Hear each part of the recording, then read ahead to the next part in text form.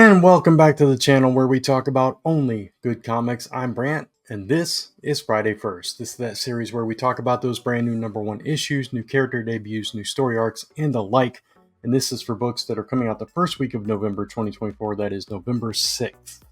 And there are a lot of first issues coming out next week. There's a lot of books coming out in general next week, so we've got a lot to cover. I think it's 18 total books that I've got in the firsts. That includes 4 honorable mentions and then 14 other books, as well as recaps and all the usual stuff. So if you're new to the channel, if you're new to the show, this is basically a most anticipated series, but for first issues or new story arcs and the like, as I explained earlier. So before I get into all of that, though, hope you had a happy Halloween if you celebrate.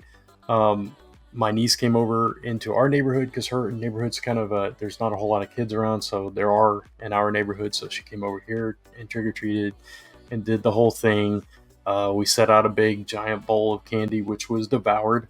So fun times. She dressed up as Cinderella, so fun times for everybody on this end of things. So also, today is the last day, at least in Texas. I don't know if that's the case everywhere, but today is the last day of early voting. So if you plan to early vote, I'm going out later today. I'm recording this Friday morning, so I'm going out later today to get in my vote.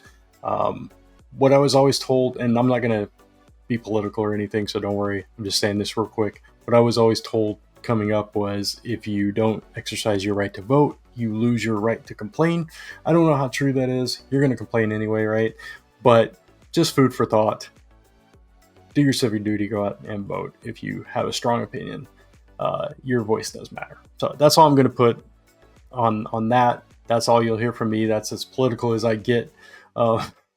Even in social settings, I kind of stay away from it. I've got my opinions, talk about it with my wife, people close to me, and that's it. So we'll move on from that into lighter things, which is comics. So I've got 4 books from last week's comic haul that I'm going to be recapping this week. As usual, that's usually about the amount that I do, 3 or 4 recaps from the previous week. Sometimes I'll go a little bit above that, but not too much. So the first one I'm going to talk about is a book from Mad Cave called Hour of the Wolf, and I may have talked about this book already. It released late, but I think it might have come out digitally first. And either way, physically it came out this week or last week. Hour of the Wolf.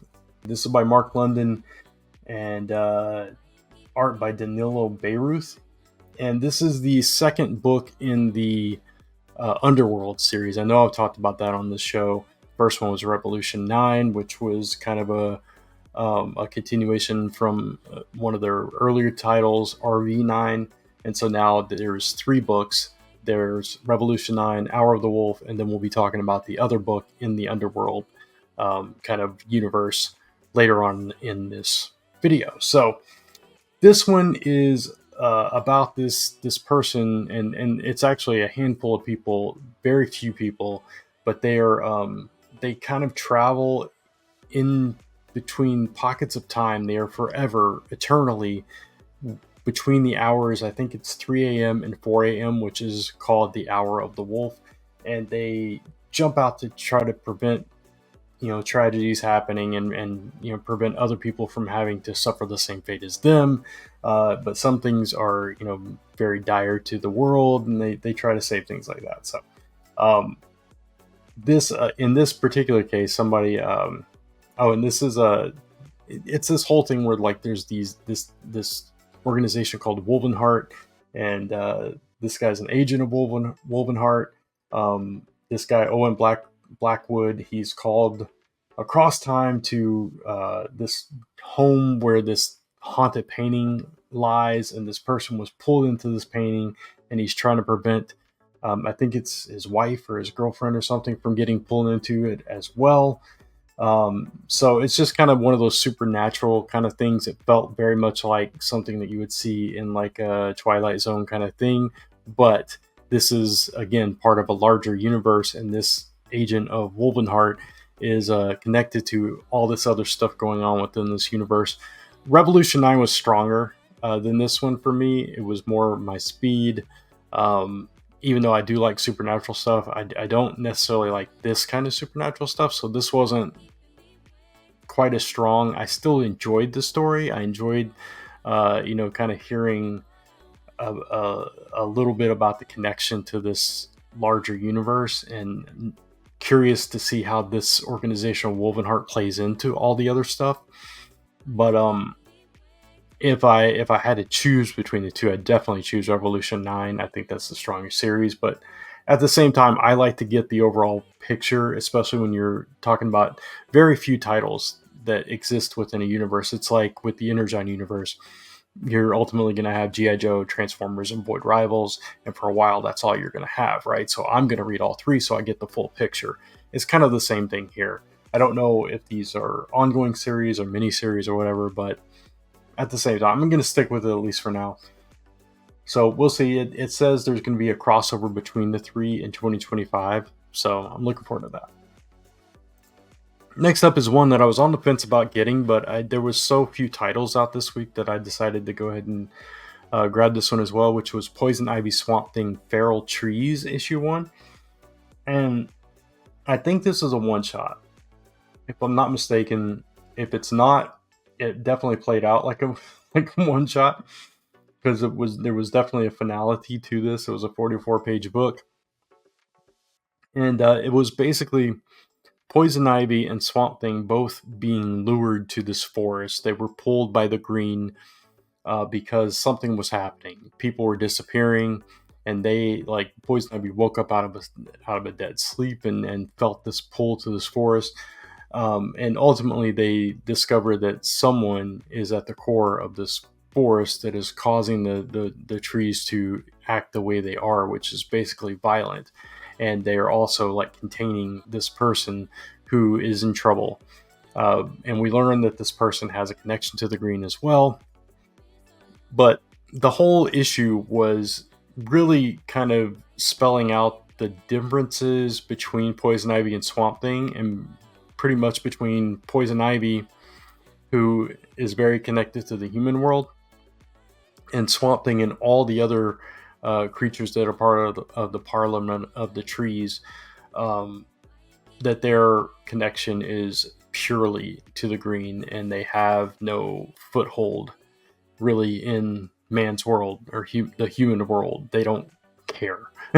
Basically, they're like, the Green is all that matters, and you, Poison Ivy, will never be truly one of us because you care about people, and you shouldn't. It's basically the kind of message that they gave.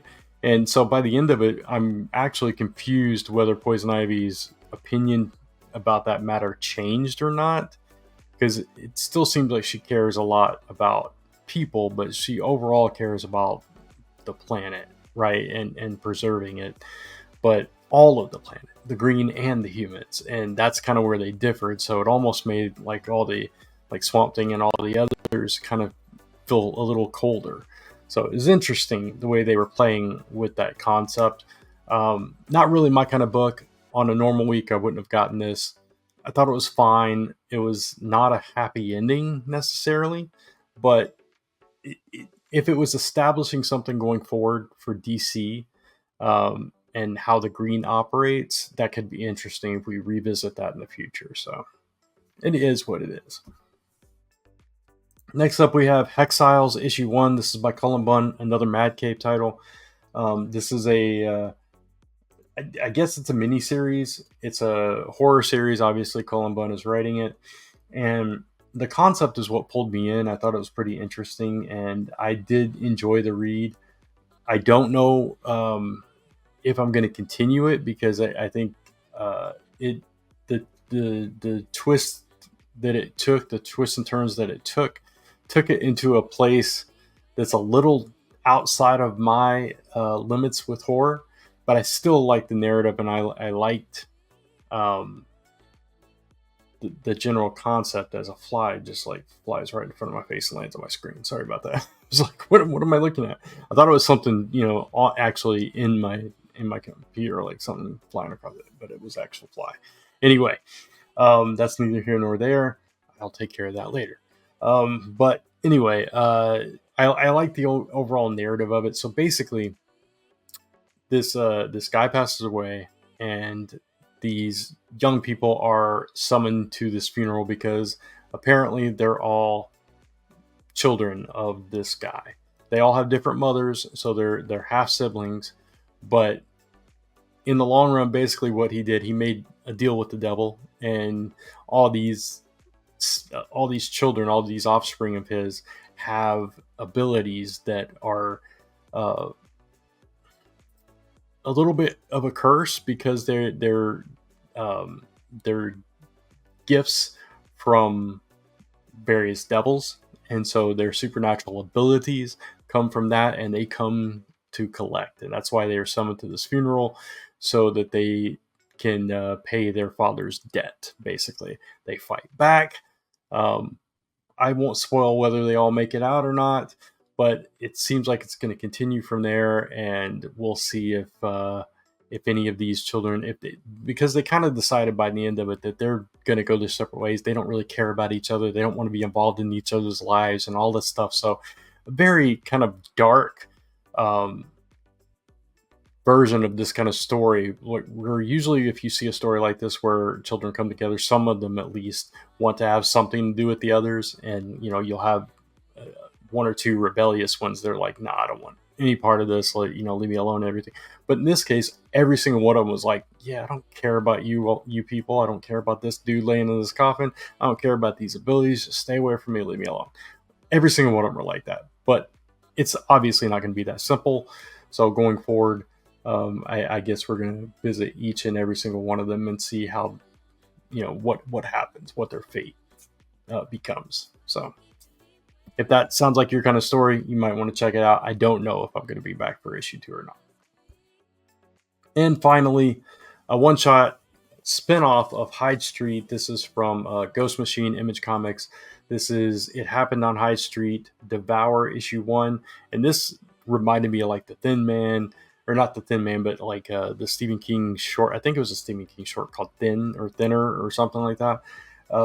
It kind of reminded me of that. There was this woman in I think it was the 80s. Yeah, it had to be the 80s because of the Shape magazine kind of get up and everything. My mom and my little sidetrack here. My mom and my aunt in the 80s got really into like the fitness craze at the time, and they did the full cut off sweater, the flash dance kind of look, the headband, eating little vegetables out of a baggie of water for lunch, doing the whole thing. They were very thin.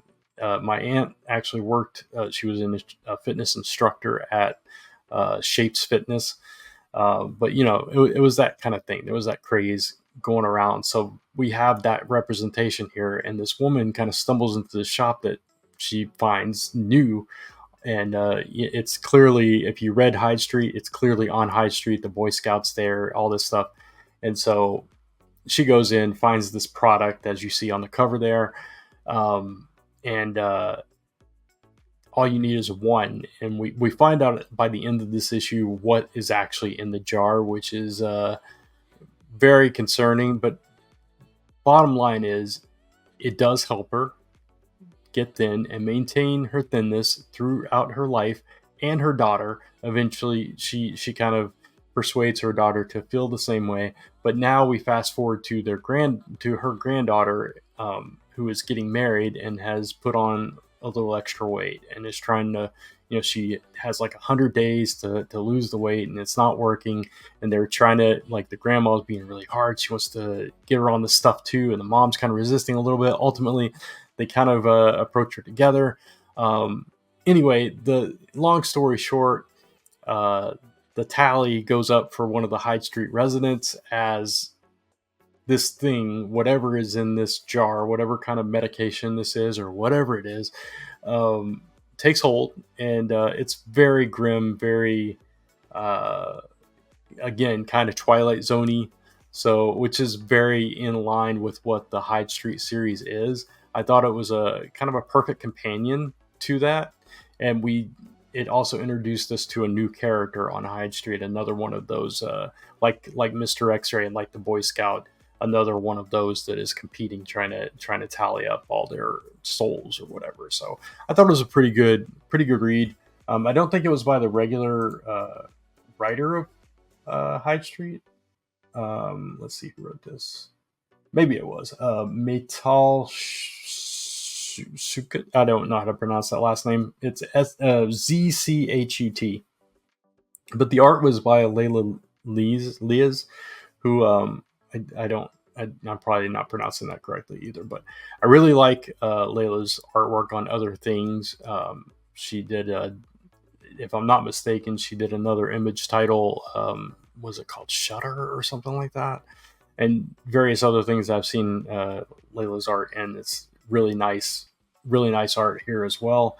So yeah, I enjoyed it. I thought it was a pretty fun series. And again, this isn't really my genre, but I am liking the Hyde Street stuff so far. All right, so that is it for the recaps. I started reading another book, but I didn't quite finish, so I'm not going to include that one. And yeah, there was actually one that I read that is not out yet. It came out digitally, and I thought it released physically as well, but it actually comes out next week physically. It is available for digital. I did read it, but I'm not going to talk about it. So anyway, just explaining that it is one of the ones that was on the list last week. So anyway, if you were looking for it from the list last week, it's what is it called? Carlile. I cannot think of the full title. The Carlile School for Kings. I believe it came out digitally last week. It is available digitally through Dark Horse's website, but it is coming out physically next week. So if you went looking for that and could not find it, that's why. All right, so with that said, let's get into the books that are coming out next week. All right, first up we have our first honorable mention, which is Little Batman Month 1, Issue 1. This, I did not see it, but there was a movie, an animated movie, I believe, called Merry Little Batman. And this is actually kind of a sequel to that movie. If you saw that movie, if you enjoyed it, this takes place after that movie, after the events of that movie. And it has Gotham City reeling from the Joker's attack. We have Damian Wayne, who is Little Batman, is eager to get back into the fight. But Bruce wants Damian to put the cowl up and embrace his secret identity. His, all that good stuff. So, but a guest kind of lurks around the New Year's party at the Wayne Mansion or whatever. And it's up to Damian to find the balance between both of those personas. So, again, if you liked Merry Little Batman and you want to continue the story from there, you might want to check this one out. Next honorable mention is Mirka Andolfo's Sweet Paprika Open for Business. I don't read the Sweet Paprika series. I do like Mirka Andolfo, but I also wanted to point this out because Steve Orlando is actually writing this series, and I'm a big fan of Steve Orlando's work. I love his Scarlet Witch run. I like what he's doing with the AEW origin stuff. I like various other Avengers Assemble. So I like a lot of what Steve Orlando does. So I might actually check this one out just because of that.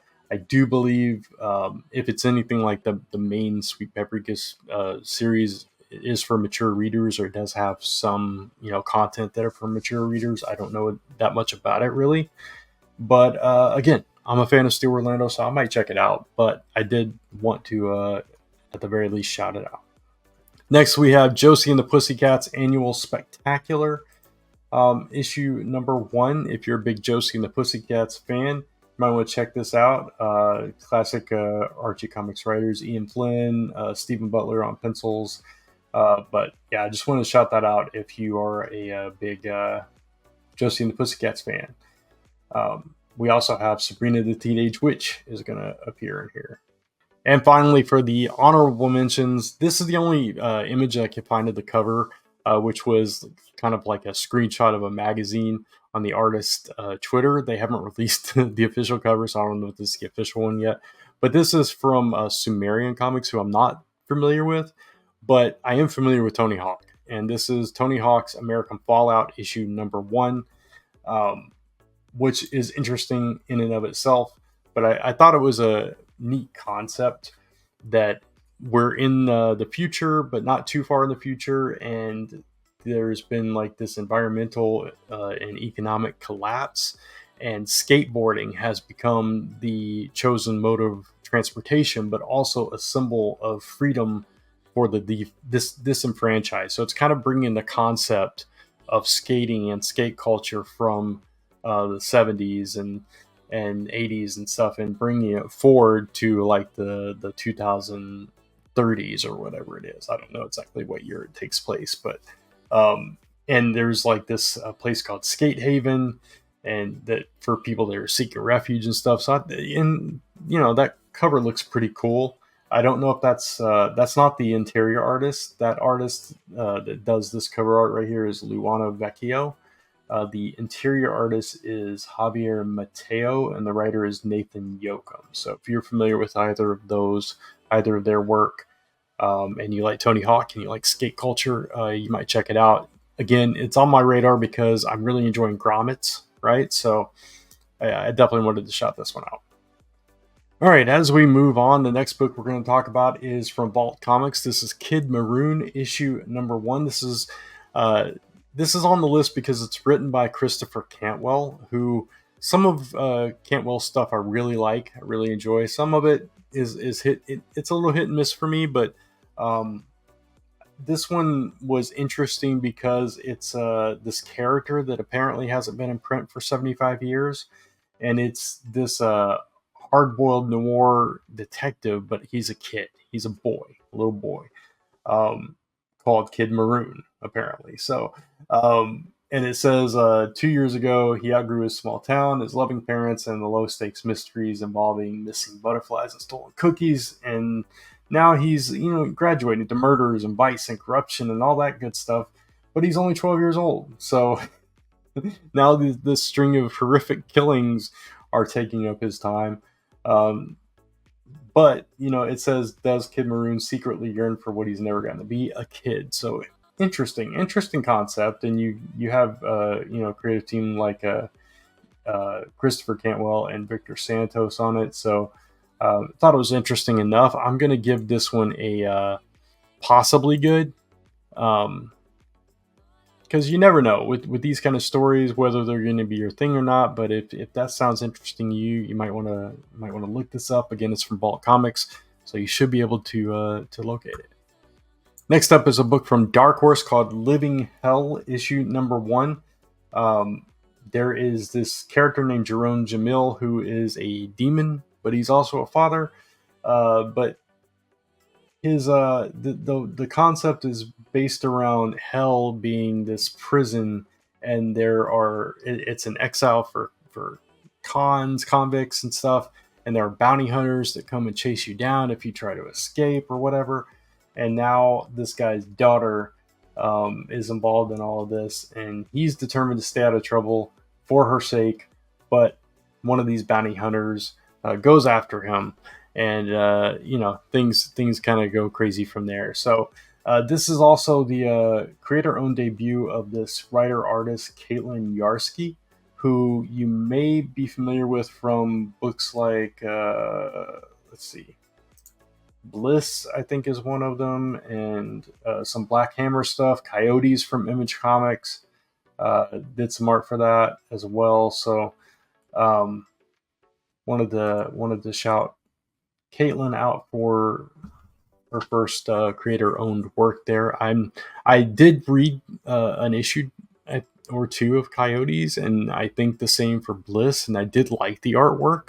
So again, Caitlin is writing and illustrating this book. So if you're a fan of the art in any of those books, you might want to check this out. For me, I'm going to give this one a potentially good. The concept sounds kind of interesting. The art looks, pretty strong. So, I might give this one a shot. This next one I wanted to put on this list because it is a character debut. This is Kahhori, Reshaper of Worlds, issue number 1. If you watched the Marvel What If series on Disney Plus, this character was featured in one of the episodes. This is the first comic appearance of this character. Never been in the comics before, and now as part of, I think this is the Marvel Voices. Yeah.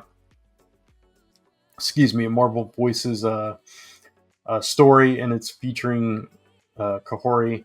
It's written by Ryan Little and Arahani David and Kelly Lynn D'Angelo, with art by Jim Terry, David Cutler, and cover art by Afua Richardson. So if you liked the story of this character in the animated show What If, you might like it here. It says the Mohawk warrior Kahhori fell into the sky world and into our hearts from her first appearance fighting invaders to her home. She's already helped save all of reality from a demented Doctor Strange and secured peace in her own world. So what now? And obviously, you'll get to read it you can read it if you want to know more.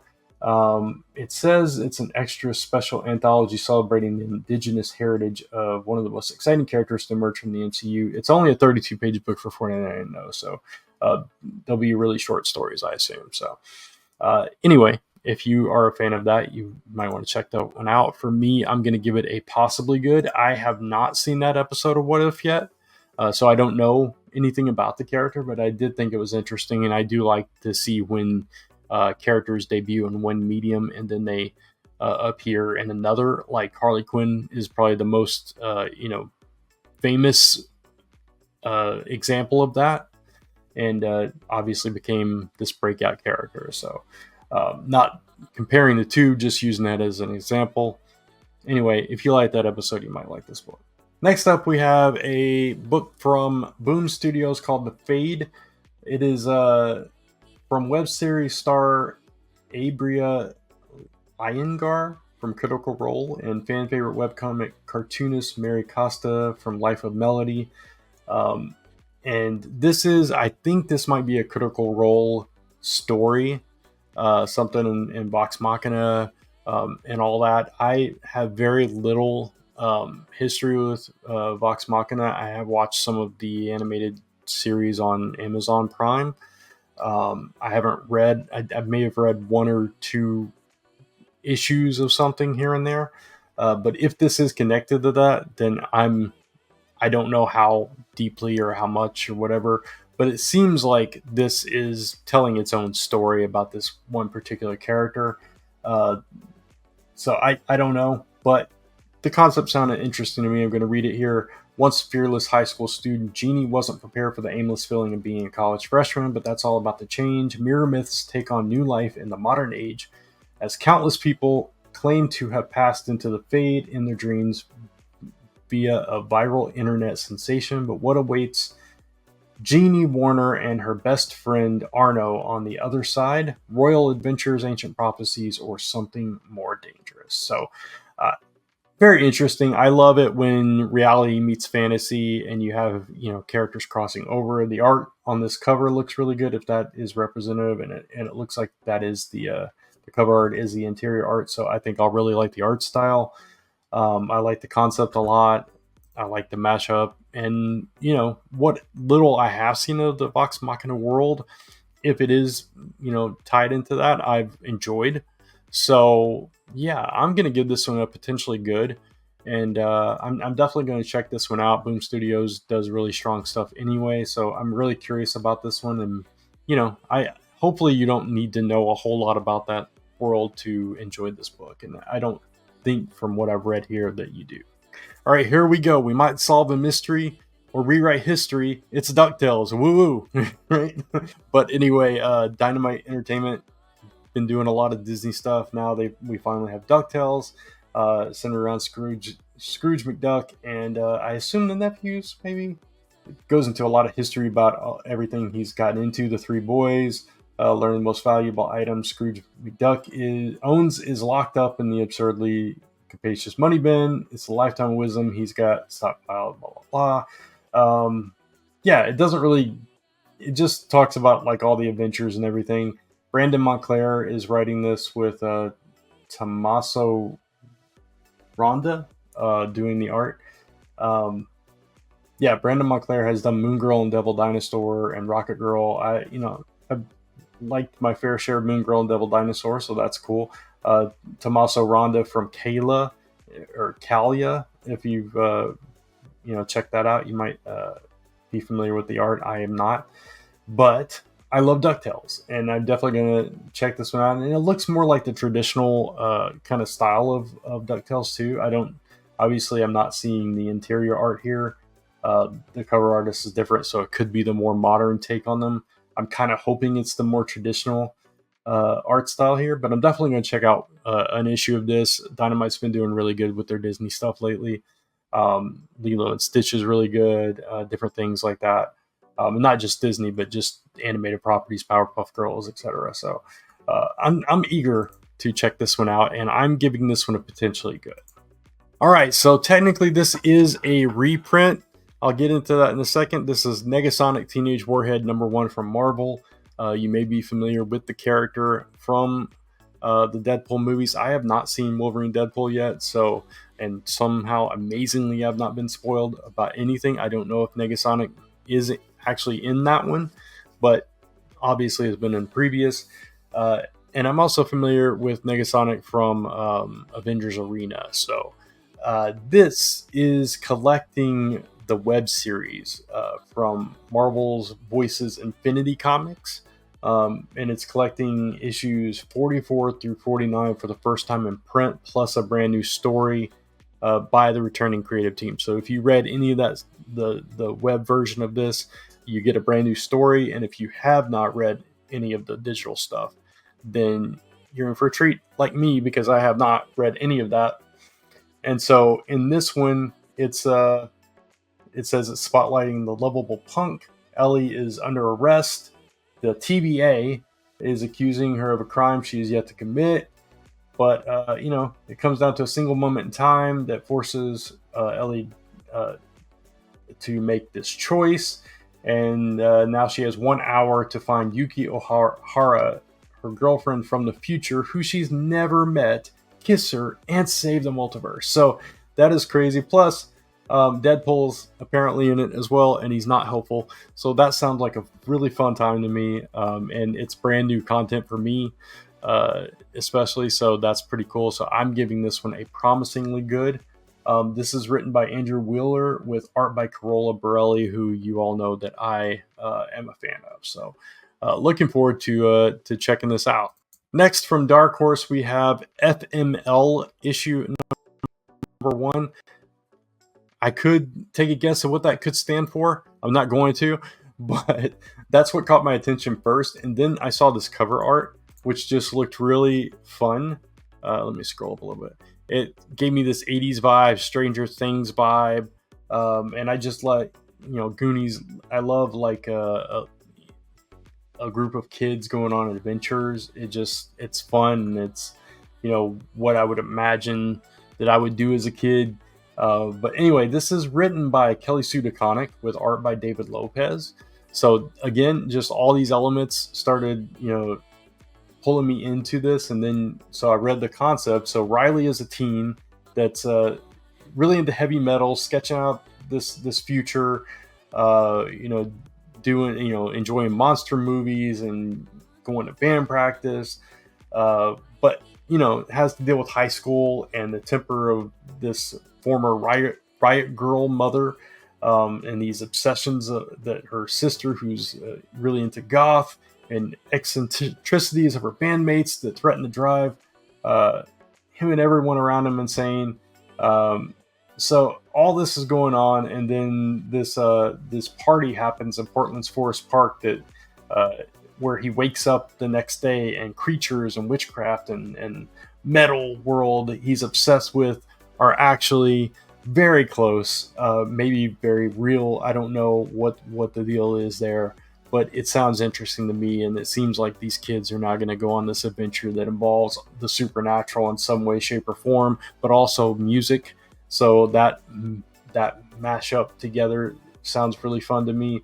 It says brand new creator-owned series from the team that brought you Captain Marvel.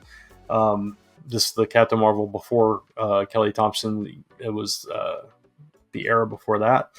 So there's also bonus material exclusive to the single issues only, such as essays on music, true crime interviews, and more. So that's a lot of content going on there. So I don't know if this is, I assume it's a mini series, but it could be ongoing. really interesting concept, and I'm eager to check this one out as well. So I'm giving this one a promisingly good, just based on all of those elements together, and I'm excited to try out this first issue. Next up, also, well, not also, but next up from Boom Studios, a book that I'm behind on. I've still only read the first volume. I've really got to catch up, but this is Something is Killing Children, issue number 0. So it's been 5 years since the series first debuted. We're 40 issues in, and a new chapter from the past is revealed. So this is an untold story within the vast Slaughterverse that has this mission that takes place before Archer's Peak Saga, where the entire story begins. And this is by the same creative team, James Tynion IV, with Werther Del Idra on art. So if you are a big Something is Killing the Children fan, you definitely don't want to miss this one. It's celebrating the 5-year anniversary of the franchise.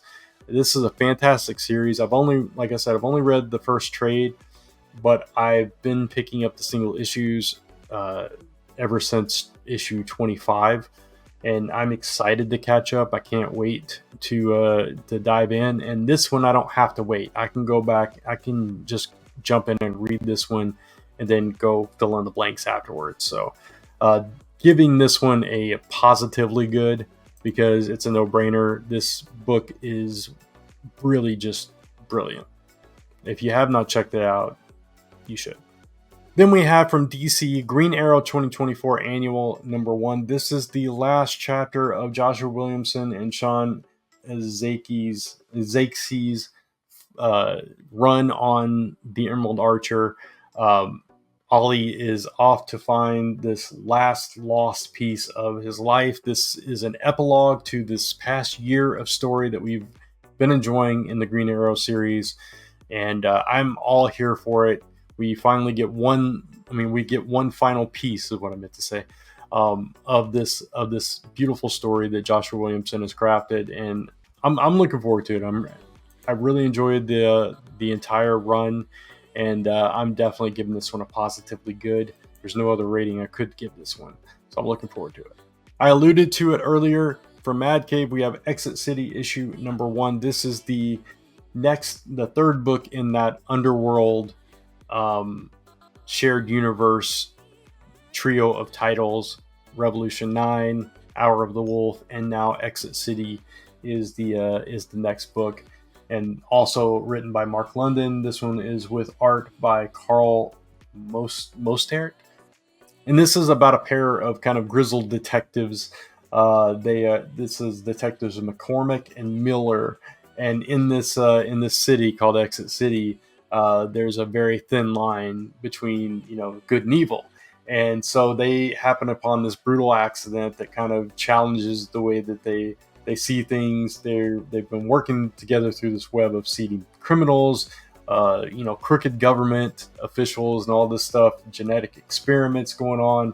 But that's not the only thing. There's a secret that McCormick has been hiding that's going to make anyone question his capabilities. And so then this all also ties into that larger universe in the Underworld, and everything that's going on in Revolution 9 and everything that's going on in Hour of the Wolf. So now you've got Revolution 9, which is like it's like there's a little bit of sci-fi into that, but it's also like assassins and like genetic experiments and that kind of thing. But then in Hour of the Wolf, you've got supernatural, and now we've got detectives and noir crime, and all of that kind of connects together and forms this larger Underworld universe. So really interesting tapestry that London is creating here. I'm all for it. I'm excited to try this one out as well. I'm hoping that I really enjoy it. I'm giving this one a promisingly good, and we'll see what happens with it. From DC, we have Batgirl issue number 1. This is all about Cassandra Cain, or Cassie. This is written by Tate Brombell with art by Takeshi Miyazawa.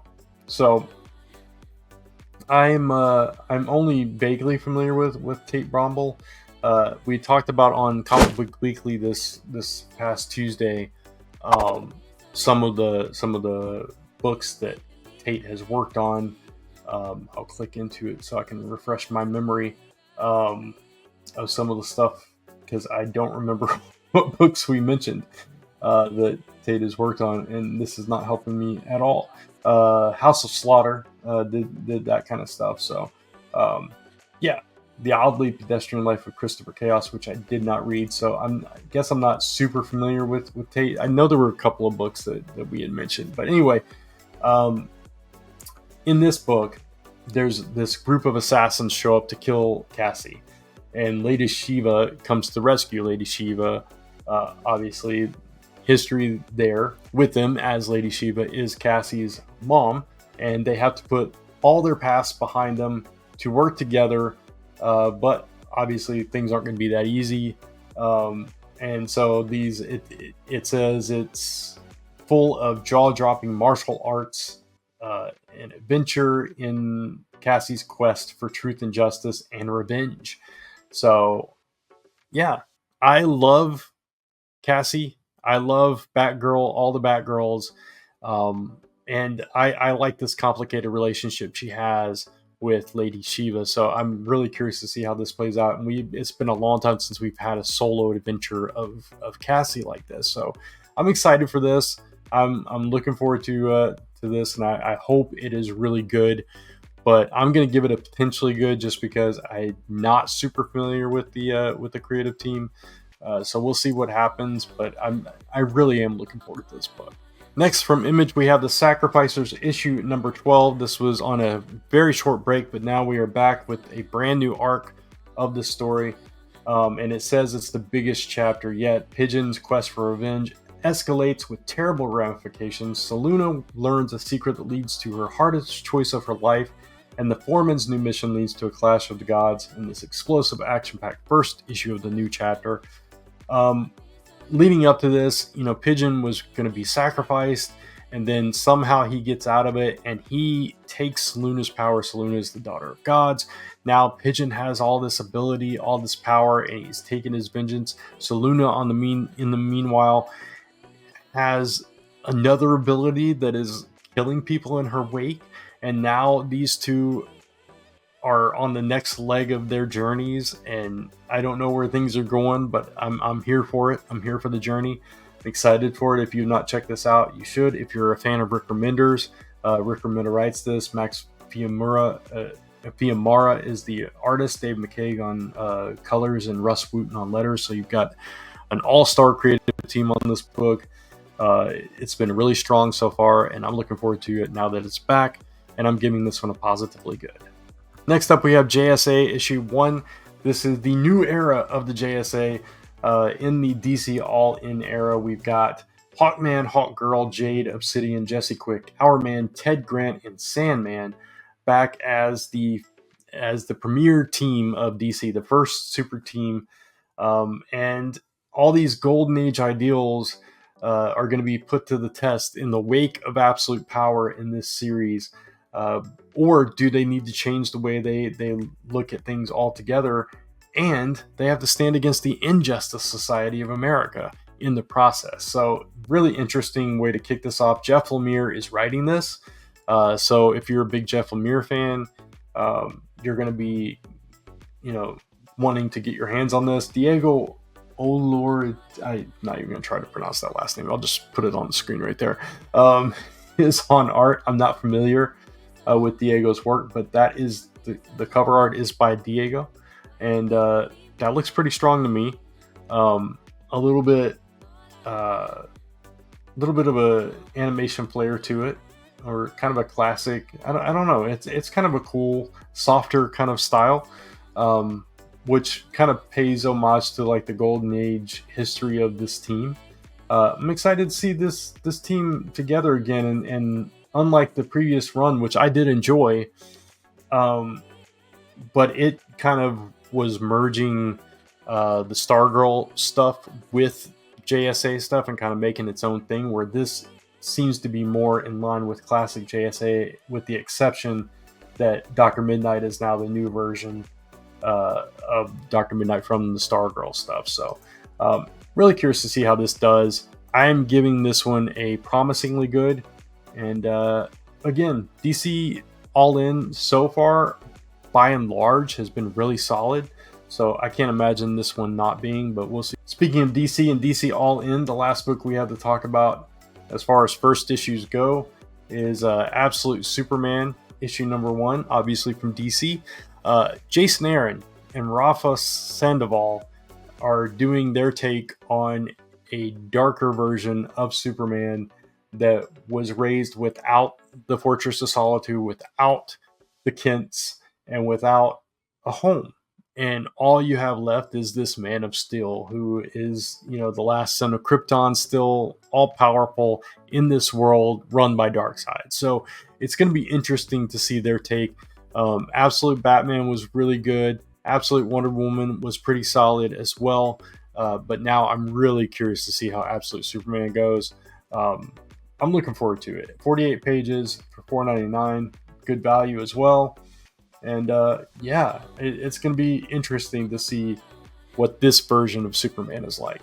So I'm giving this one a promisingly good. All right, like I said, that is all the first issues. That was a lot. So there's a lot of books coming out, but I've still got more books to talk about because why not? It's the first episode of November, so we're gonna live it up. So anyway, I've got 8 more books that I'm anticipating that are not first issues. We'll talk about those briefly. Kill All Immortals number 4. I feel like I've already talked about this book. Maybe it was delayed or something. I'm not sure. But so I won't spend a whole lot of time on this. I feel like I even talked about it maybe last week. Anyway, it's all about, the Viking family, and basically Frey is having to battle all her siblings and her father because she disagrees with their ideals, and she's also protecting her boyfriend, but it goes deeper than that, so we'll see where that goes. Then we have Nemesis Rogues Gallery issue number 4. Nemesis and his sidekick are living it up in their billionaire secret identities, and they're drinking champagne all day, robbing from people all night, but the authorities may be closing in on them. So this has been a fun ride so far, seeing this kind of reverse concept of Batman and Robin play out in this book. Speaking of Batman, issue 154, Murder is rocking Gotham. The last issue was pretty cool. It was interesting, the direction that the book was going, and now the Court of Owls might be getting involved with this as well. Riddler has supposedly gone legit, and public sentiment is turning against Wayne Enterprises, and so all these seeds of discontent are being sowed and everything. This is really interesting so far. I'm enjoying this take. It's still Chip Zdarsky, but I like this direction better. So we'll see how it goes going forward, and see if it continues to be a strong story. Action Comics 1074. This is a weekly series right now. First 3 parts already out now. In the last issue, Superman, which came out this week, Superman escaped the Phantom Zone, but to end up not on Earth, but on Krypton. And now he's going to learn some kind of secret about Jor-El and maybe the creation of the Phantom Zone and all that, and try to get back so he can still save Mon-El and figure out what's going on in the Phantom Zone and all of that stuff. In the meantime, in the backup story, we got Supergirl. She found her prisoner, but now this new threat has showed up, so we'll have to see what happens with that as well. So I've been enjoying it so far. I think the first issue was the strongest, but I'm curious to see, Superman kind of come face to face with his dad back on Krypton. So Shazam number 17 is it's DC All In, but it's still continuing the same story that we've been telling. So for a while now, Billy and Mary are the only ones with powers. Mary has her powers from a different set of gods than Billy now, so they're both able to have the power, but neither one of them can share it. But somehow Freddy found an artifact or a way to give himself powers again. So because he wasn't loving life without the powers. But now Mary and Billy are kind of suspicious on this, and they've kind of linked it to the disappearance of Dr. Sivana, which spells out nothing good. right? So, but in the meantime, dealing with all that, there's other stuff that are, magic and monstrous issues are spilling out of Billy, and all this other stuff is going on. So Savannah's arrival is only the tip of the iceberg. So yeah, it's been interesting so far, and even though it is continuing the story, I'm still excited to see where this goes. Plastic Man No More, issue number 3. This has been a surprisingly good series. This is a Black Label series, so it's not in continuity necessarily. It's not connected to anything. But I do appreciate that they are telling stories outside of like Batman, Superman, and Wonder Woman. So I do like that. The interesting thing here is Plastic Man was mistaken about something involving the Metal Men last issue. And last issue, he may have just killed them all. And yeah, that didn't go anywhere near as he planned, and now he's got to deal with that, and in hopes of all he's trying to do is find a cure for his son, so that his son doesn't become fatal like he is, and how his body is falling apart and all this stuff. Really interesting story. I mentioned Christopher Cantwell earlier in this show, and Christopher Cantwell writes this, so this is one of the things that he writes really good. I'm totally invested in this, and I'm really curious to see how this continues. So, X Factor number 4. The last 2 issues haven't been quite as strong as the first issue for me, but I still am really enjoying the book. Mark Russell always puts messages in his books, but again, sometimes they're heavy-handed, sometimes they're not. When they're not, and it's more balanced, it's a more enjoyable story, and I think he's finding that balance in this book. At the same time, it got a little campy last issue, so I'm hoping issue 4 is a little better. Havoc and the team are racing to recover the crew of a subterranean exhibition beneath Death Valley, but something is waiting for them. And Cecilia Reyes has some kind of involvement with this. Last issue, we learned more about Granny, which was kind of interesting. Now, I guess we're going to, visit Cecilia Reyes a little bit more in this issue. So we're just kind of slowly learning about the team and how that kind of plays into this whole mission. At the meantime, you got this whole rebellion that they're dealing with, and there's like the whole publicity aspect of their team and everything. So it's an interesting book. It's definitely one of the better X books right now. And finally, Public Domain issue number 10. In this issue, because obviously last issue they were at San Diego Comic Expo, not Con, and they the corporation that also is publishing Domain Comics tried to upstage the smaller promotion that finally got their rights back and tried to beat them to the punch and everything. And all the while, the comic that they've actually created is its own series, which I really enjoy. But anyway, going back to this one, this is interesting because in this issue, we're traveling back in time to the 80s when Singular Comics, which is their version of Marvel basically, or DC, was riding high, and the Domain was off the charts, popular, and it's an extra sized issue that changes the Dallas family forever. So obviously we're going to learn some stuff maybe that happened in the past that's going to affect the present and all that good stuff. So this story really picked up in that second arc. The first arc was a little bit slow. It was a little harder to get into, and I know my friends Mike and Kat dropped off of it. I stuck with it.